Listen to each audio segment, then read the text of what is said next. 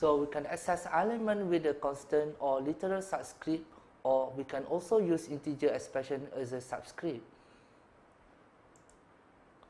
Using a loop is the best way to step through an array. For example here, we have an array called numbers with size of 5. We can use for loop to access starting from the first element until the last element step by step and fill it with value 99. Let's have a closer look. The variable count starts at 0, which is the first valid subscript value. The loop ends when the variable count reaches 5, which is the first valid subscript value. The variable count is incremented after each iteration. Similarly to the other single variable, it can either be declared as a global array as well as a local array.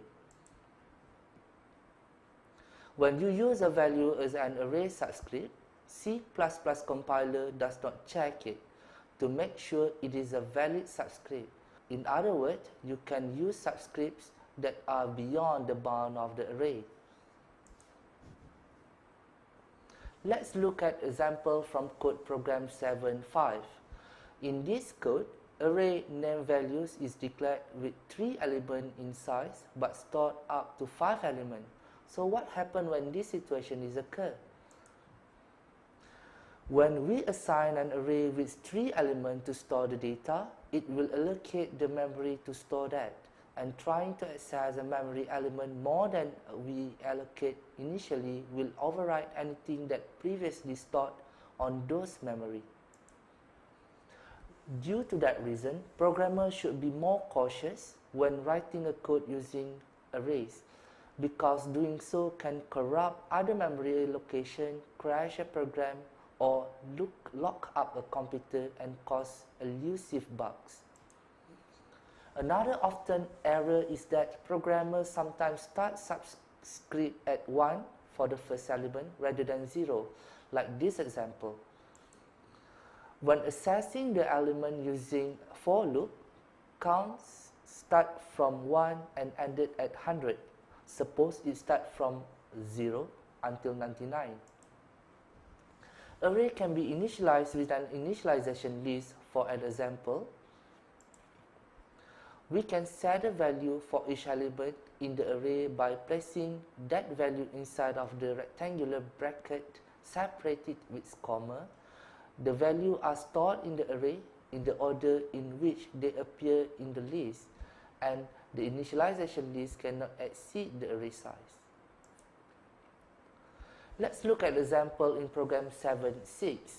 Based on this example, we can initialize all of the value inside each of the elements in array named days, and then by using the loop, we can print out each of these elements back.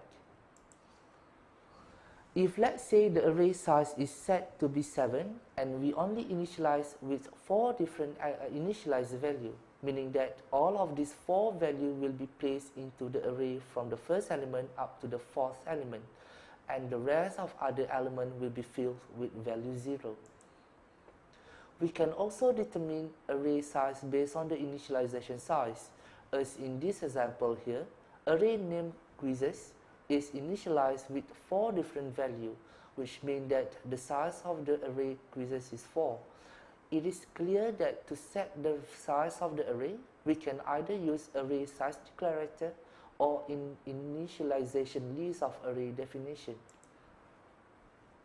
When we wanted to process the array content, it can be treated as similar as variable when using ++ or -- operand. Please do not get confused with in between element and subscript. Test I ++ means that we wanted to add one integer to the element of test I. If we write it I ++ inside of the bracket, nothing will happen to the element in the array test. That's it for now. Thank you for watching.